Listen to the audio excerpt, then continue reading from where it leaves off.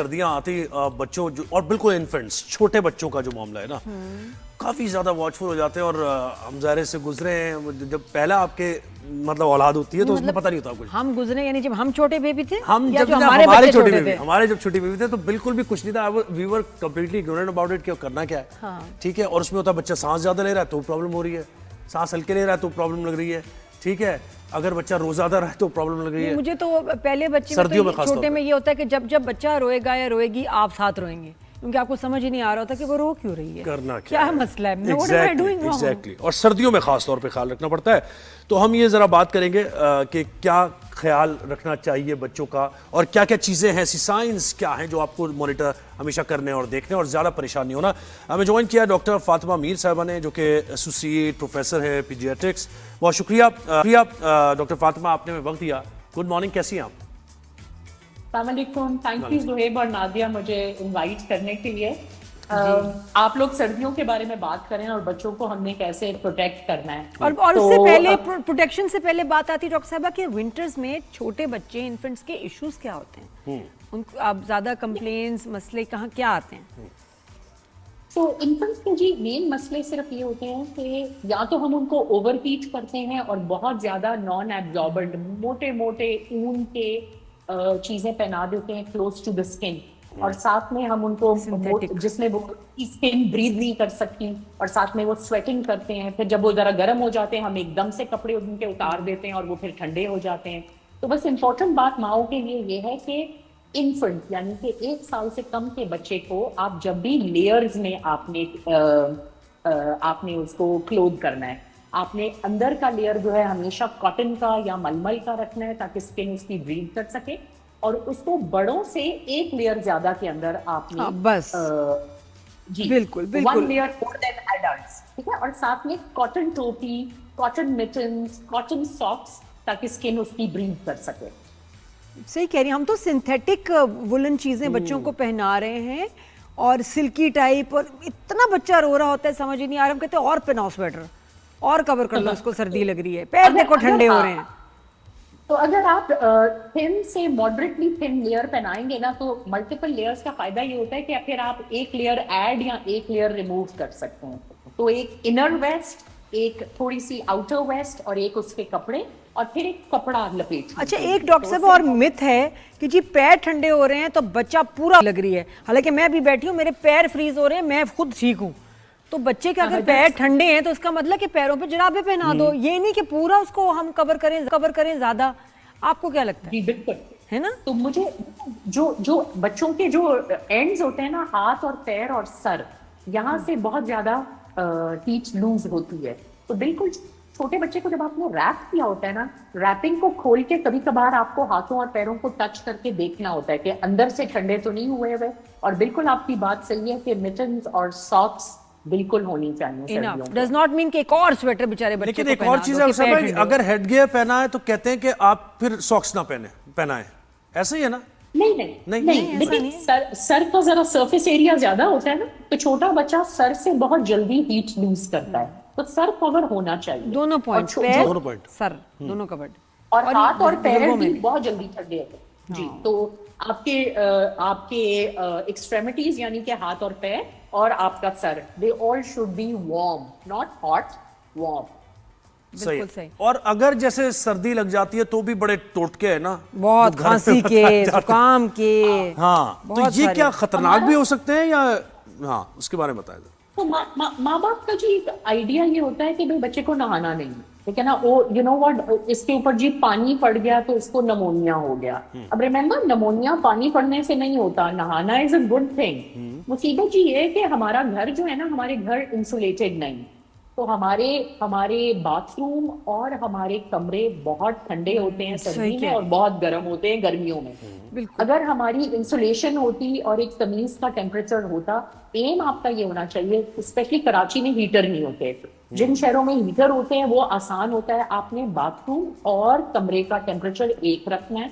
Leisurely वो जो सुकून से आप गर्मियों में बच्चों को नहाते हैं वो नहीं हो सकता सर्दियों में आपने टोटों में नहाना है, आपने टांगे धोनी है, ड्राई करनी है, मॉइस्चराइजर लगाना है, रैप करना है, आपने धड़ धोना है, जल्दी से ड्राई करना है, उसके ऊपर मॉइस्चराइजर लगाना है और उसको क्लोथ करना है। और इसी तरह मुंह भी।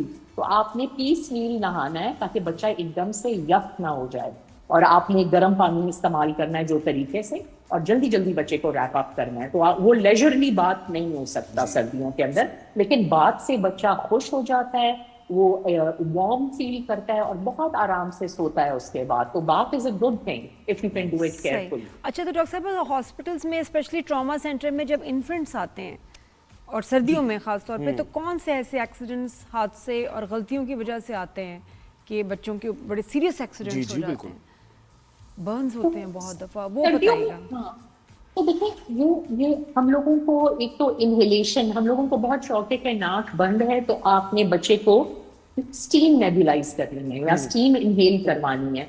अब याद रखें कि ठंडी स्टीम ज्यादा इफेक्टिव होती है, आपको गर्म स्टीम की जरूरत नहीं है। गर्म स्टीम की मुसीबत ये होती है कि माँ बेचारी 10 काम कर रही होती है, डिस्ट्रैक्टेड होती है, या तो माँ अपने ऊपर गर्म पानी गिरा लेती है, या बच्चे को हीट इंजरी हो सकती है। दूसरा, जो बच्चे क्रॉल करते हैं जिन घरों में और जहां पर हीटर घरों में लगे हुए होते हैं और हीटर के आगे कोई गार्ड नहीं होता, तो बच्चा जाके हीटर के अंदर उंगली भी डाल लेता है, बच्चा अपने ऊपर हीटर गिरा सकता है जो इलेक्ट्रिक हल्के हीटर होते हैं, और साथ में गैस की इंजरीज हो सकती है गैस लीकेज की वजह से। तो जो लोग घरों में हीटर रखते हैं, रात को गैस बंद होनी चाहिए, या अगर गैस ऑन है तो एटलीस्ट एक वेंटिलेशन की चीज, चाहे खिड़की खुली है, चाहे आपने कोई एक गैस को कमरे से निकालने के लिए कोई तरीका होना चाहिए, या हल्का एग्जॉस्ट फैन। तो ये वाली चीजें जरा आपने केयरफुल होनी है।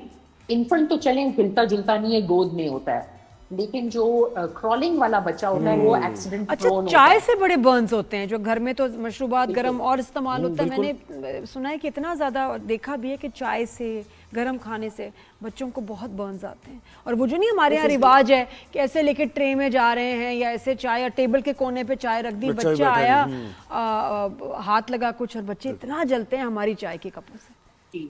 मुसीबत ये है कि टॉडलर जो है ना, जो आपका 1 ईयर से लेकर 5 इयर्स तक का बच्चा है, वो जरा वो लाउबाली होता है ना, वो ना सुनने में होता है ना कहने में होता है, और वो हर चीज एक्सप्लोर करता है और हर चीज को टच करता है। अच्छा डॉक्टर साहब, मुझे एक चीज बताएं आप, एक चीज मुझे बताएं, अभी अक्सर वाकयात ऐसे रिपोर्ट होते हैं, अभी रिसेंटली भी एक हुआ, मुझे याद नहीं आ रहा कहाँ का है वो, तो उसमें होता है कि बच्चे ने वॉमिट की और पता नहीं क्या हुआ, दूध पिया था उसने और उसके बाद सही तरीके से उसको उठाया नहीं गया, या हाँ, ये क्या बात है, ये बड़े हादसा रिपोर्ट होते हैं।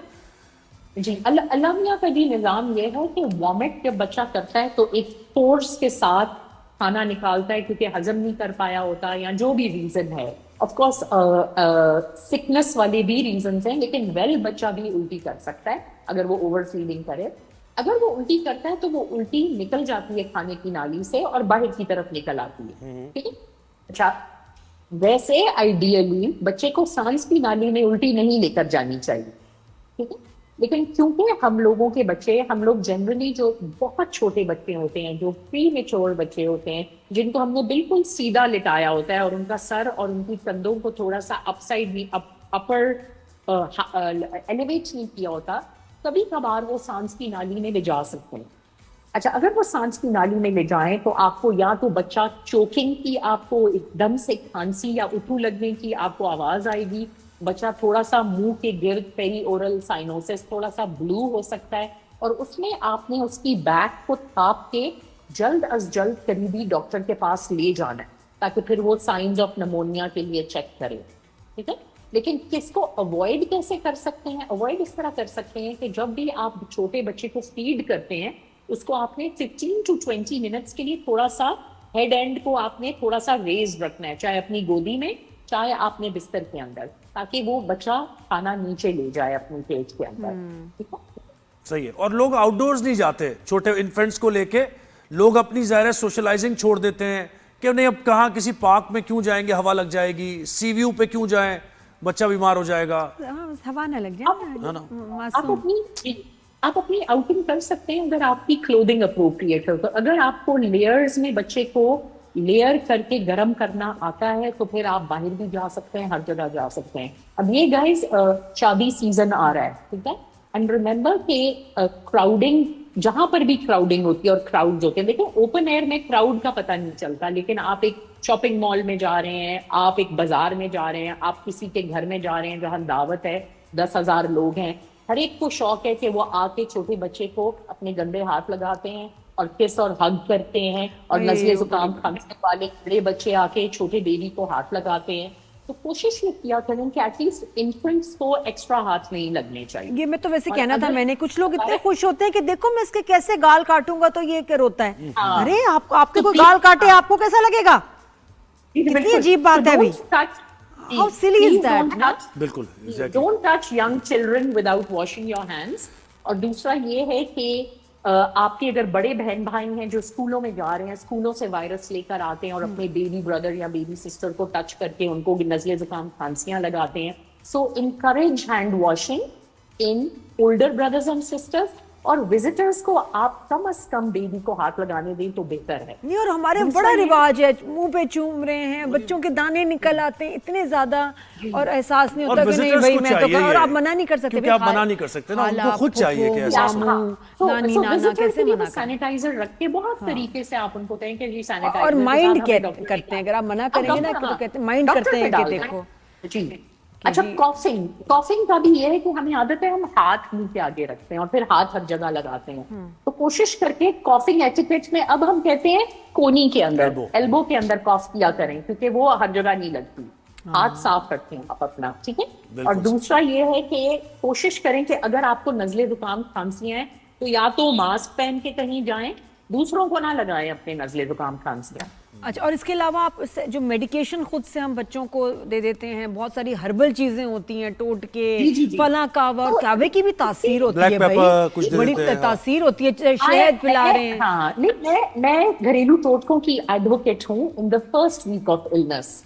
वायरल इलनेसेस में एक्चुअली आप हर्बल मेडिसिन, आयुर्वेदिक मेडिसिन, ये जो हम लोग हनी, क्या कहते हैं, लहसुन, अदरक, दालचीनी, ये सारी चीजें वार्म फ्लूइड्स में अगर आप दें तो ये बच्चे को हेल्प करती हैं। जैसे आप कावा कह रही हैं ना, जो शानदार आप कह रही हैं, ठीक है। तो ये चीजें अच्छी हैं फर्स्ट वीक ऑफ इलनेस में। फर्स्ट वीक ऑफ इलनेस में वायरल इलनेसेस 5 to 7 डेज में ठीक हो जानी चाहिए। लेकिन अगर बच्चा 5 डेज तक संभल नहीं रहा है तो फिर आपने डॉक्टर के पास जाना है। दूसरा, और वो जो खांसी अगर है आपका 1 ईयर से कम का बच्चा है और 3 मंथ से ऊपर का बच्चा है तो 3 दिन के बुखार के बाद please go to a doctor and show. लेकिन अगर आपका बच्चा 3 महीनों से कम है तो एक बुखार पे भी जरा जाकर डॉक्टर को दिखा दिया करें, ताकि आप तसल्ली कर लें कि ये वायरल है और बैक्टीरियल नहीं। जी, बहुत शुक्रिया डॉक्टर फातिमा। और यकीनन जब पेरेंट्स लाते होंगे ना बच्चों को, पहले तो वो खुलाते होंगे आपकी बात सुन है ना, के कितनी और आपसे मैं यही मुलाकात सोच रही करके। थी, इतनी सूदिंग इनकी आवाज है कि दिल क्या करता है बात कि है। इनके ना कोई मसला हो तो जाएं और इनके कंधे से लग के ना रोएं बड़ी देर तक।